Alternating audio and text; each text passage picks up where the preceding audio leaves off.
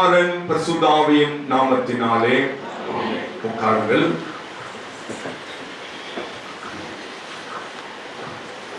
இந்த பள்ளி சீருடை வழங்குகிற அறிவிப்பை கொடுத்ததே, அதில் அருமையான திருவாளர் கனகராஜ் அவர்களின் பிள்ளைகளும் திருவாளர் இன்பராஜ் அவர்களும் இணைந்து இந்த பள்ளி சீருடைகளை பிள்ளைகளுக்கு கொடுக்கிறார்கள். அன்பு குடும்பத்தின் பிள்ளைகளையும் இந்த சீருடைகளை பெற்றுக் கொடுக்கிற பிள்ளைகளையும் ஆண்டவர் நிறைவாய் ஆசீர்வதிப்பாராக.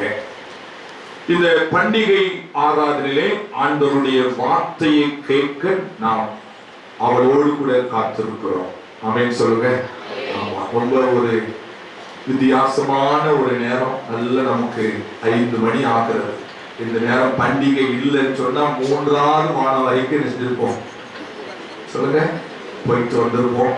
ஆனா நம்மளை பிடிச்சி செஞ்சுட்டாங்க, உட்கார வச்சுட்டாங்க அப்படின்னு நீங்க யோசிக்கலாம். இது பெரிய பாக்கியம். அல்லேலூயா. ஒருத்தர் கூட தலை லேசா கூட நினைச்ச கூடாது, கீழே மேலே நினைச்ச கூடாது, தராசு மாதிரி. சொல்லுங்க.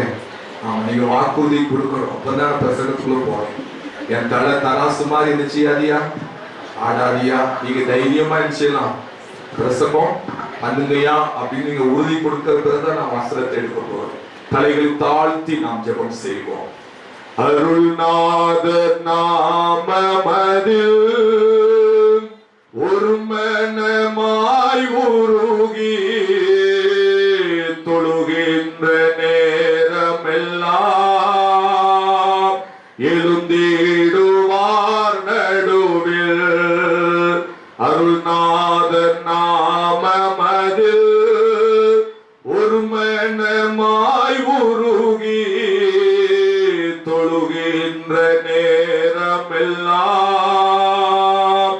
எழுந்திடுவார் நடுவில்.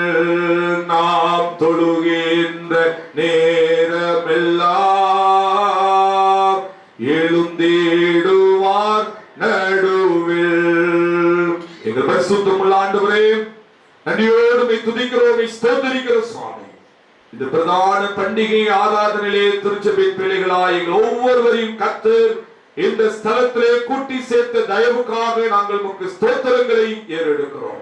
எத்தனை மகிழ்ச்சி, எத்தனை இன்பம், எத்தனை பெரிய ஒரு பாக்கியம் ஆண்டவரே.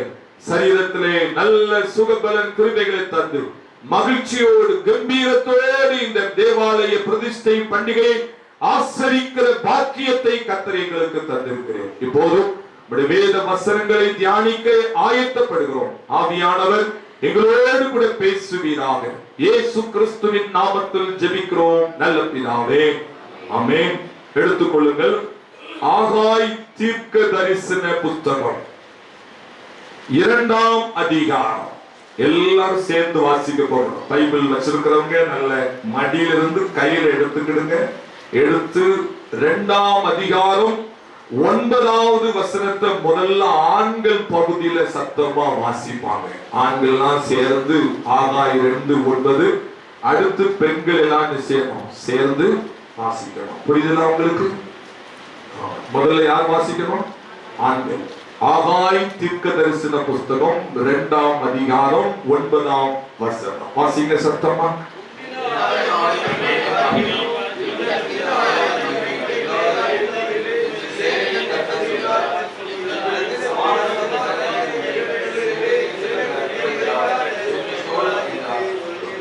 ரொம்ப அழகா நேர்த்தியா வாசித்தாங்க. இப்போது பெண்கள் சத்தமா நீங்க வாசிக்கலாம்.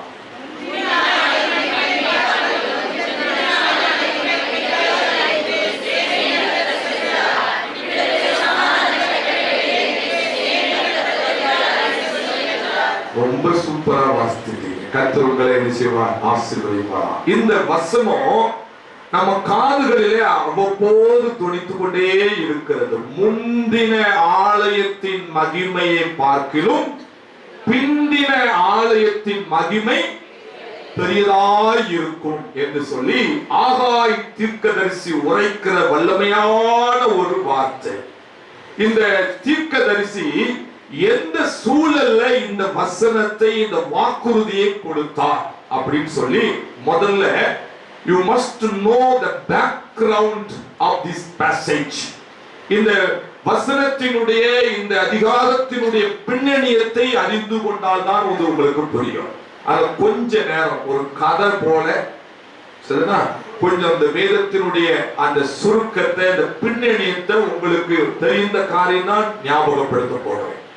முதல்ல நம்ம எல்லாருக்கும் தெரியும், இஸ்ரவேல் ஜனங்களை ஆண்டவர் எங்கிருந்து நடத்தி கொண்டு போகிறார்? எகிப்து தேசத்திலிருந்து எங்க கொண்டு போனாரு? நீங்க பேசிக்கிட்டே இருக்கணும், என்னோடு கூட வந்துகிட்டே இருக்கணும். சரிதான், எங்க கொண்டு போறாரு? பாலும் தேனும் ஓடுகிற தேசம். சத்தமா சொல்லுங்க, என்ன தேசம்? பாலும் தேனும் ஓடுகிற தேசம். உள்ள போன உடனே, நல்லா கவனிங்க, உள்ள போன உடனே முதல்ல என்ன கற்றுக் கொடுக்கிறாருன்னா, நம்ம எல்லாம் தெரிந்த வசனம் தான், உன் தேவனாகிய கர்த்தருடைய கட்டளைகளையும் கற்பனைகளையும் நீ கை கொள்வாயான்னு சொன்னால் நான் உன்னை கீழாக்காமல் மேலாக்குவேன், வாலாக்காமல். அப்படின்னு எத்தனை ஆசீர்வாதங்கள்! உபாகமோ 28 எடுக்கலாம் வேண்டாம், சரிங்களா? உபாகமோ 28 முதல் 14 வசனம் முதல் ஏகப்பட்ட ஆசீர்வாதங்கள். நீ பட்டணத்திலும் சொல்லுங்க, பட்டணத்திலும் ஆசீர்வதிக்கப்பட்டிருப்பாய், வெளியிலும் ஆசீர்வதிக்கப்பட்டிருப்பாய், உன் மாவு பிசைகிற தொட்டியும் ஆசீர்வதிக்கப்பட்டிருக்கும், உன் கர்ப்பத்தின் கனி ஆசீர்வதிக்கப்பட்டிருக்கும். பெரிய ஆசீர்வாதங்களை கொடுக்கிறார். 14ஆம் வசனத்தை வந்து அடுத்தடுத்து 15வது வசனத்திலிருந்து நம்ம கேள்வி கேட்க போறேன். உபாகமம் 28 பார்க்காத, பைபிளே தோறாங்க, மூடி நின்று. உபாகமம் 28ல மொத்தம் எத்தனை வசனங்கள் இருக்கு? இது எங்கிருந்தா யோசித்து வருகிறது இல்லை, சொல்லுங்க. மொத்தம் எத்தனை வசனங்கள் இருக்கு? யாரு கிறிஸ்தன் பாத்தீங்களோ? 68 வசனங்கள் இருக்கு. எத்தனை வசனங்கள் இருக்கு? 68. ஆசீர்வாதத்துக்கு 14 வசனங்கள், சாபத்துக்கு 54 வசனங்கள். நீங்க போய் கொஞ்சம் நீங்க வாசிங்க, இருதயம் வெடிச்சிடும். நிறைய பேர் வாசிக்கிறது அந்த 54 வசனத்தையும் நீங்க வாசித்து பாருங்க. இந்த பூமியில என்ன நிலையில சாபம் வரும் சொல்லி தெளிவா அந்த பாலும் தேனும் ஓடுகிற தேசத்துக்குள்ள போன உடனே என்ன செஞ்சிட்டாரு? கொடுத்துட்டாரு. பொதுவா நாங்க சபை ஊழியரா இருக்கும் போது இந்த வீடு பிரதிஷ்டை முக்கியமான மங்களகரமான நாட்கள்ல எதை வாசிப்பாங்க? உபாகமம் 28 14 வசனம் தான் வாசிக்கணும். தப்பி தவிர எது பேர் கூடாது. எனக்கு புதுசு, அப்பதான் புதுசு சபை ஊழியரா போறேன்.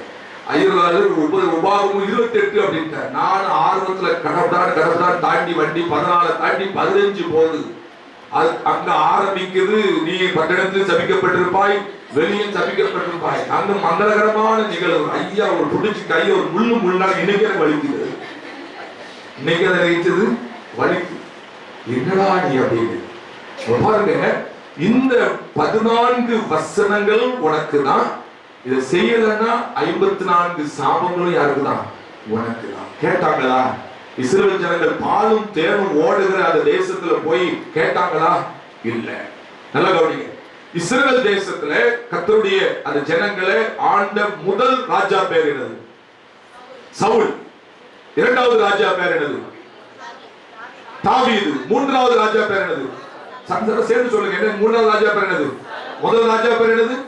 சவுல். இரண்டாவது ராஜா பேர் தாவீது. மூணாவது ராஜா பேர் சாலமோன். நல்லா கவனிங்க. இந்த சாலமோனுக்கு பிறகு ராஜ்யம் ரெண்டாக்கப்பட்டது. ராஜ்யம் ரெண்டாக்கப்பட்டது. இதுதான் பைபிள்ல தான் இருக்கு. சரிங்களா? நான் ஆனந்தம் எடுக்கல, எங்க இருந்து எடுத்தேன்? பைபிள்ல இருக்கு. சாலமோனுக்கு பிறகு ராஜ்யம்